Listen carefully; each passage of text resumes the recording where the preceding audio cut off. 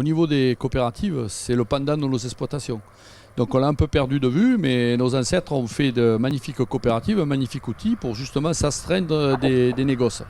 Maintenant, ce qu'il faut veiller surtout, et là il appartient au conseil d'administration de le décider, c'est que c'est un outil qui reste à taille humaine, pour que les agriculteurs ne soient pas considérés comme des numéros, mais soient vraiment considérés comme des clients et des apporteurs.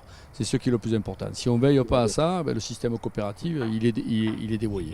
Et il faut aussi veiller à ce que la coopérative, elle arrive effectivement à vivre, mais en même temps à bien rémunérer ses agriculteurs, parce que c'est interdépendant les deux.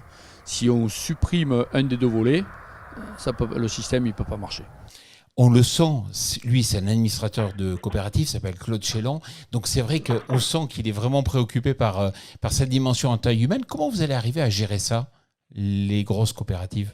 Je disais tout à l'heure, je peux le redire, à partir d'une certaine taille, il y a nécessité de décentraliser un certain nombre de réunions qui associent les associés coopérateurs à la réflexion et à la décision quelque part. Donc aujourd'hui, toutes les grosses coopératives ont des réunions décentralisées par section, par production par exemple si elles sont polyvalentes, et il y a une délégation qui s'installe.